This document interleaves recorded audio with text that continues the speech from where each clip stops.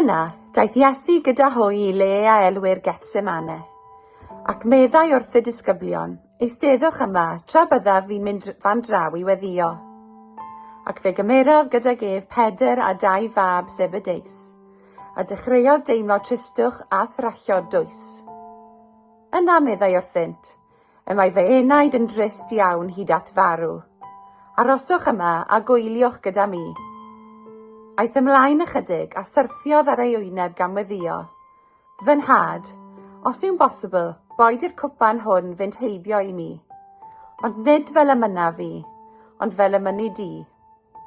Daeth yn ôl at y disgyblion a'i cael hwy'n cysgu, ac meddai wrth Pedr, felly, oni allech gwylio am 1 awr gyda mi? Gwyliwch a gweddiwch na ddewch i gael eich profi. Y mae'r ysbryd yn barod, ond y cnawd yn wan. Aeth ymaith drachefn yr ail waith a gweddio. Fy nhad, os nad yw'n bosibl i'r cwpan hwn fynd heibio heb i mi ei yfed, gwneler dy wyllus di.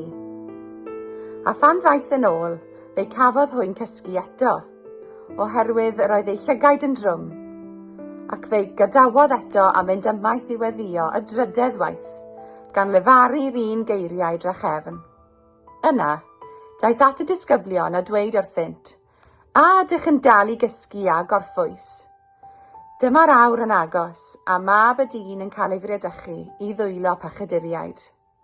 Codwch a gawn, dyma fy mradychwr yn agosau.